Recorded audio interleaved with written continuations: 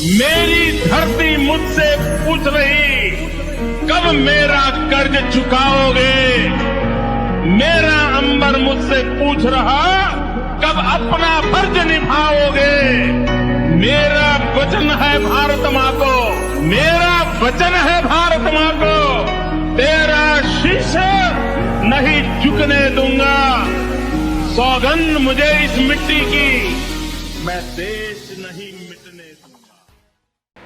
नमस्कार, मैं आचार्य राजकुमार गणपति ज्योतिष संस्थान में आपका स्वागत करता हूं।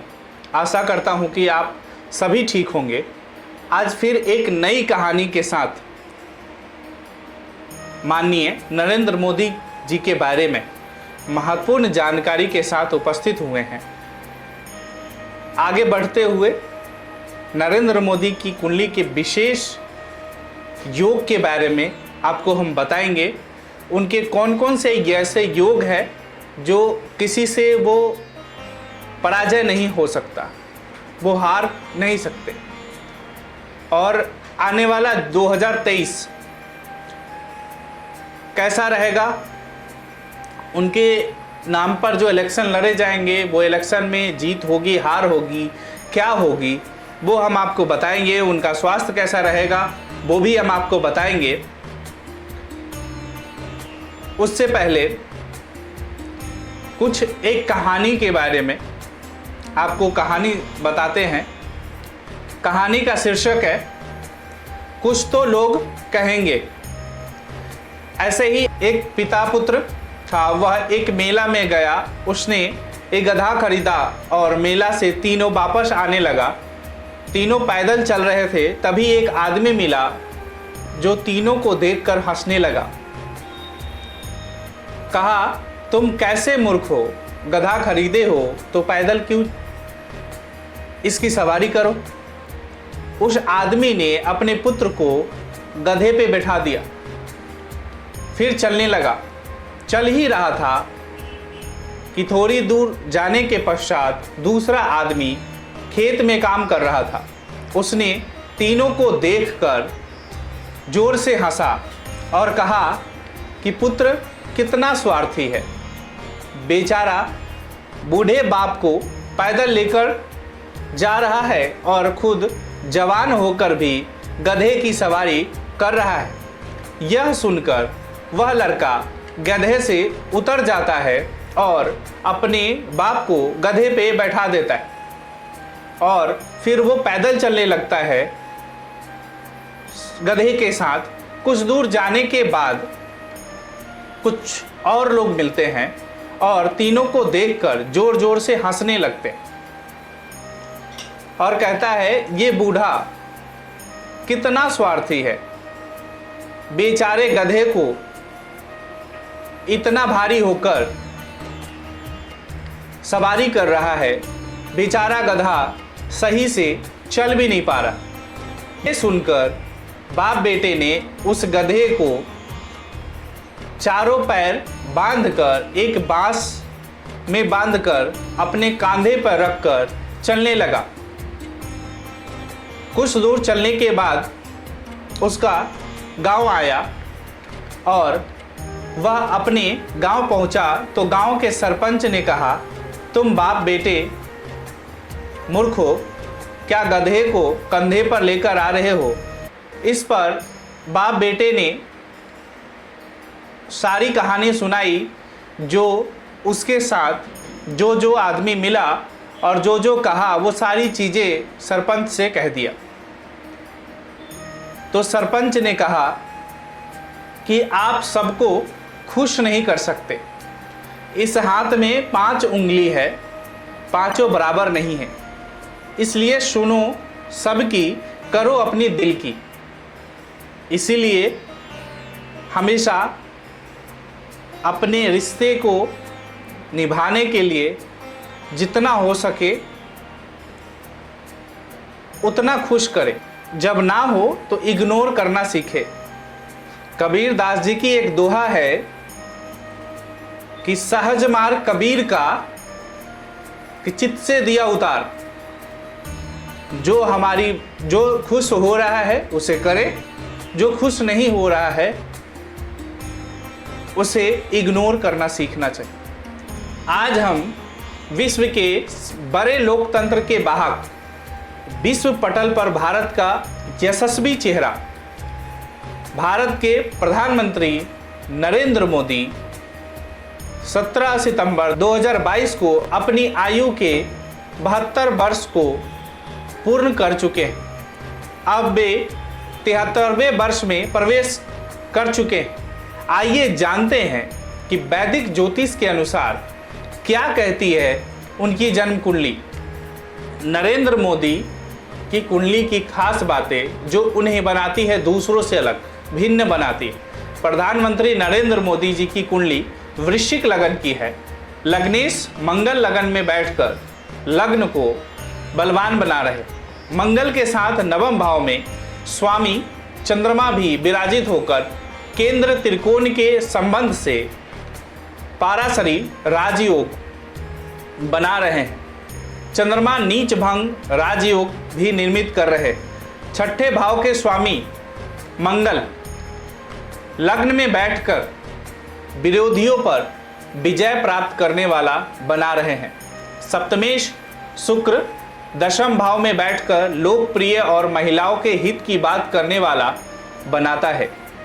चतुर्थ और दशम भाव पर शनि का प्रभाव लोकतंत्र की शक्ति और उससे राज्य की प्राप्ति दर्शाते हैं। पंचमेश और द्वितीय बृहस्पति केंद्र भाव में बैठकर लगन को मजबूत बना रहे हैं और दशम भाव को भी प्रबल कर रहे हैं। एकादश भाव का सूर्य विपरीत परिस्थितियों में भी विजय दिलाने वाला और पंचम का राहु हर समस्या का काट निकालने वाला बना रहा है।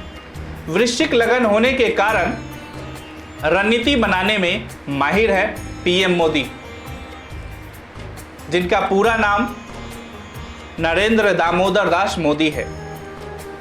वृश्चिक लगन और वृश्चिक राशि होने से स्वयं की सारी रणनीति किसी पर भी जाहिर न होने देने वाला बनाता है। अभी उनकी मंगल की महादशा में राहु की अंतर्दशा है। यह मई 2023 के मध्य तक चलेगी। उसके बाद मंगल में बृहस्पति की दशा का प्रारंभ होगा। मंगल में राहु की दशा होने के कारण वो भले ही शत्रुओं पर और विरोधियों को पराजित कर रहे हो, लेकिन चुनौतियों का बराबर सामना करना पड़ रहा है। मोदी जी की कुंडली बहुत सारे शुभ योगों से सुसज्जित है।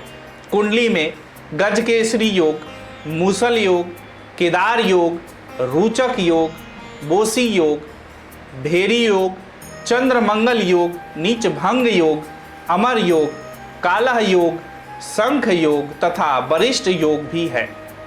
इन शुभ ग्रहों के प्रभाव के चलते ही नरेंद्र मोदी को देश के सबसे वरिष्ठ पद पर पहुंचने का मौका मिला। लग्न भाव के बाद पंचम भाव और भाग्य भाव त्रिकोण भाव कहलाते।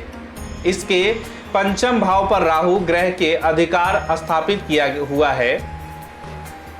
ज्योतिष शास्त्रों के अनुसार जन्म पत्री का चतुर्थ भाव समाज और सेवा का भाव है।